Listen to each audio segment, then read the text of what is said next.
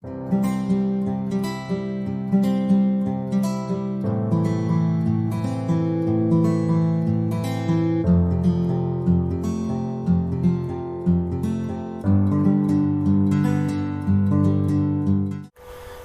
Assalamualaikum warahmatullahi wabarakatuh. Salam sejahtera bagi kita semua. Perkenalkan, nama saya Karina Tri Amanda dari kelas Akfar 5D dengan AKF 18120. Baik, kali ini saya akan membahas mengenai soal ujian akhir semester saya. Nah, kebetulan saya mendapatkan soal nomor 6, yang mana soalnya yaitu seorang peneliti ingin mengetahui apakah terdapat perbedaan jenis pemberian obat anti-obesitas kepada mereka yang mengalami overweight. Dan diketahui datanya seperti ini, terdapat merek A dan B juga sebelum dan sesudah pemberian obat. Lalu buatlah rumusan masalah, jenis variabel, jenis pengukuran data, metode analisis, langkah-langkah mendesain variabel dan input data pada software SPSS, interpretasi output, dan juga kesimpulan.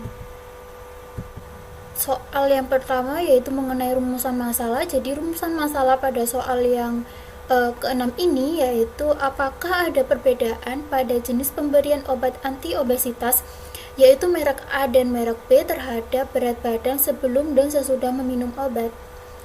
Nah, pada soal yang kedua yaitu jenis variabel bebas yaitu merek obat dan variabel terikatnya berat badan. Pada soal yang ketiga yaitu jenis pengukuran data. Jadi jenis pengukuran data pada soal yang keenam ini yaitu menggunakan skala rasio. Pada pertanyaan keempat mengenai metode analisis. Nah, saya menggunakan metode analisis independent t-test dikarenakan pada soal yang keenam ini memiliki dua sampel atau dua populasi yang tidak berhubungan, yaitu antara merek A dan juga merek B. Nah, pada soal yang kelima yaitu langkah-langkah mendesain variabel dan input data pada software SPSS akan saya praktekkan. Namun sebelum itu menulis terlebih dahulu hipotesis dari suatu penelitian yang ada pada soal 6 ini, yaitu hipotesis 0, tidak ada perbedaan berat badan sesudah dan sebelum meminum obat anti-obesitas merek obat A dan juga merek obat B. H1, ada perbedaan berat badan sesudah dan sebelum meminum obat anti-obesitas merek obat A dan merek obat B. Nah, syarat untuk diterimanya H0 dan juga H1 ini jika SIK lebih dari 0,05 maka H0 diterima, namun jika SIK kurang dari 0,05 maka H1 diterima. Nah, sebelum kita menguji menggunakan independent t-test ini, kita memenuhi syarat dari uji independent t-test itu sendiri, yaitu syaratnya data berdistribusi normal. Nah, pada soal yang keenam ini saya menggunakan uji Shapiro-Wilk untuk melihat apakah data akan bisa berdistribusi normal atau tidak. Nah, syaratnya jika SIK lebih dari 0,05 maka data berdistribusi normal. Namun jika SIK kurang dari 0,05 maka data tidak berdistribusi normal. Baik, langsung saja menuju ke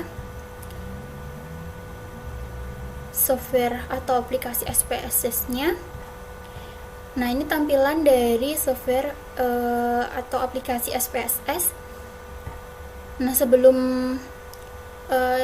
kita menganalisis, kita mendesain variabel terlebih dahulu pada variable view. Terlihat seperti ini. Nah, yang pertama kita mengetikkan merek obat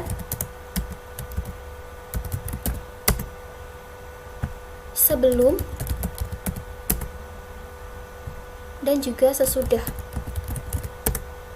Pada desimal kita nolkan saja.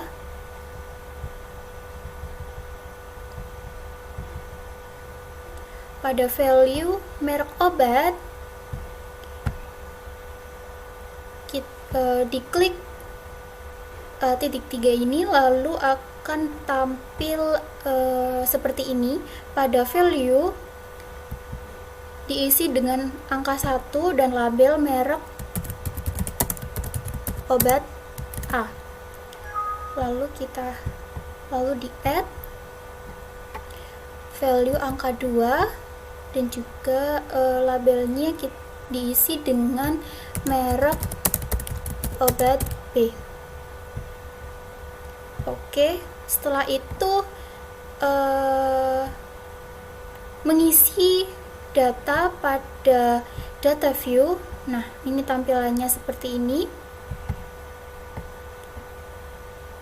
Pada tadi merek obat A kita inisialkan dengan angka 1, sedangkan merek obat B kita inisialkan dengan angka 2. Jadi langsung saja diisi angka 1 sebanyak 15.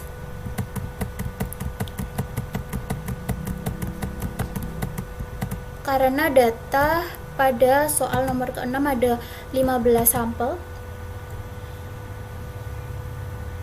Nah, pada data yang ke-16 ini diisi dengan angka 2 sampai 15. Nah, seperti ini. Setelah itu kita isi sebelum dan juga sesudah pada merek obat A maupun merek obat B. Nah, kebetulan saya sudah menulis pada Microsoft Excel saya. Jadi langsung saja di blok, lalu di copy dan dipindahkan pada aplikasi SPSS. Paste. Nah, akan terlihat seperti ini. Lalu di analyze descriptive statistik, karena saya akan menguji apakah data pada soal yang ke-6 ini berdistribusi normal atau tidak. Jadi dependent list diisi dengan sebelum dan sesudah, sedangkan factor list diisi dengan merek obat. Plots normality, karena sudah dicentang, saya tidak mencentang lagi. Continue dan OK.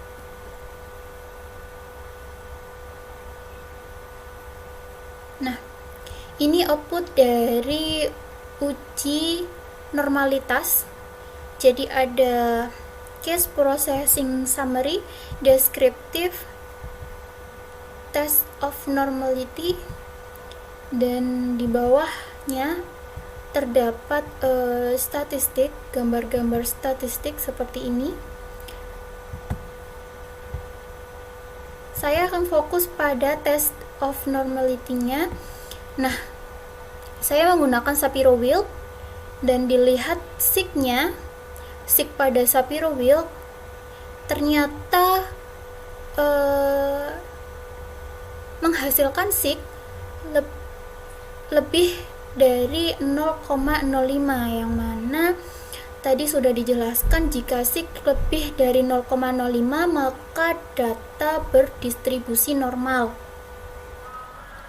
Nah, jika syarat dari uji independent sample t-test itu sudah terpenuhi, yaitu data sudah berdistribusi normal, maka langsung saja kembali pada data view pada aplikasi SPSS seperti ini.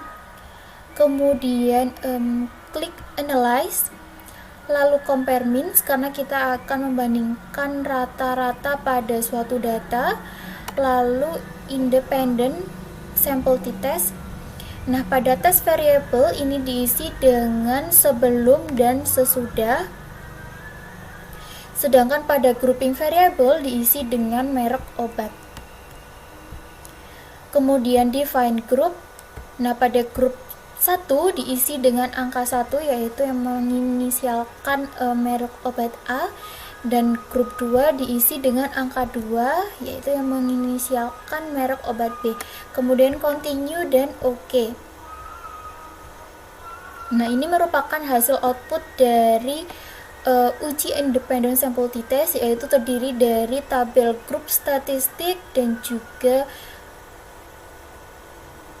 independent sample t-test.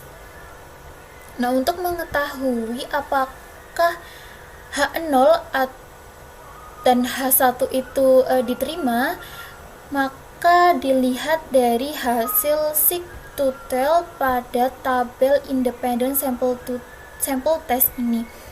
Nah, pada output sig-to-tail ini menghasilkan lebih dari 0,05, yang mana jika melihat dari hipotesis, jika sig lebih dari 0,05 maka H0 diterima, dan H0 itu sendiri yaitu tidak ada perbedaan berat badan sesudah dan sebelum meminum obat anti obesitas merek obat A dan merek obat B. Jadi dapat disimpulkan bahwa hasil dari independent sample t-test pada soal nomor 6 ini yaitu H0 diterima dan H1 ditolak. Maka dapat disimpulkan bahwa tidak ada perbedaan berat badan sesudah dan sebelum meminum obat anti obesitas merek obat A dan juga merek obat B. Nah, sekian presentasi atau pembahasan soal nomor 6 dari saya. Jika ada kekurangan, saya mohon maaf. Wassalamualaikum warahmatullahi wabarakatuh.